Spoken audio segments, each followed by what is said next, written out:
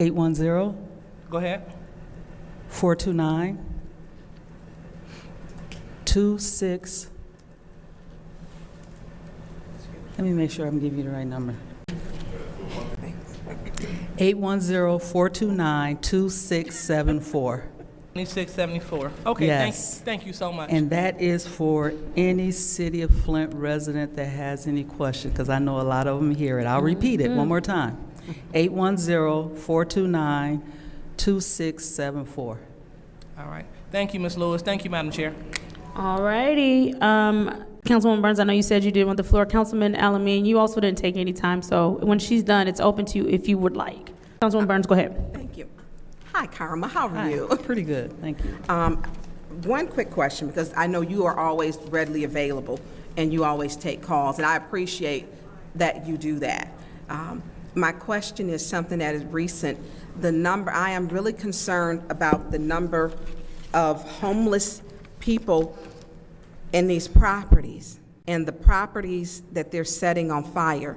Is there someone who is going around checking them? Because what I have learned with the ladies with the Color of Law Coalition, literally picking up a homeless man, Tanya Jones gave her boots off her feet to a young lady, which I learned when they don't have shoes on, mostly those women are trafficked.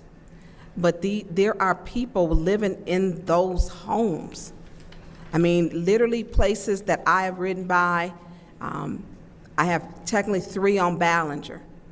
I have people living in a land bank property, and it's near a food source because they eat out the dumpster. And so, and I think this problem is bigger than you.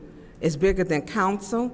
It is literally something that has to be worked on together. But what is the policy? Because I almost feel like when you put them out, the shelters don't have room. So what is the land bank's policy on homeless people if they're living in the homes? Because I get it all the time when people say, oh, there's squatters living next door.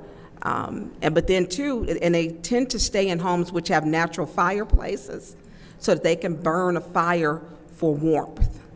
So what is the land bank's policy on that? When I started working at the land, before I started working at the land bank, I knew squatters was a problem, but once I started working there, I realized it's a bigger problem than I imagined. And people, what we are trying not to do is make this, homelessness is not a crime. Right. And we've connected with the resources. I have connected with the resources that are out there in order to get these resources to people. We have not been legally evicting people, because once we tell them that you cannot stay here, they leave. Whether or not they go to a different land bank property, that we think that is really what's happening. They leave for one property and go to another. We've been working with GHS to get people help. So that's where we are right now. So it is a big problem in the majority of these properties. We went and the ladies have been going back feeding the homeless, which they're living, and literally they come out from places you don't even, it is unimaginable. It is a bigger problem than I ever thought. It's heartbreaking. And then when people live, their food source is a dumpster. And so I will follow up with you, but that's, and it's hard when I get a resident say, well, they're squatters, and I know the shelters are full, that they are not taking people. And then I had a conversation Friday, which was, hey, we will take the women and we'll take the children, but the men are kind of going to have to be on their own. And that's what I was told. If they're out there, and it's cold.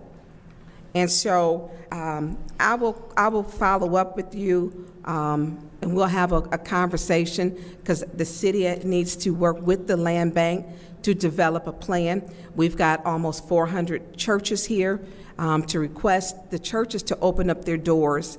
You got to have the heat on anyways, to open their doors to allow them to come in.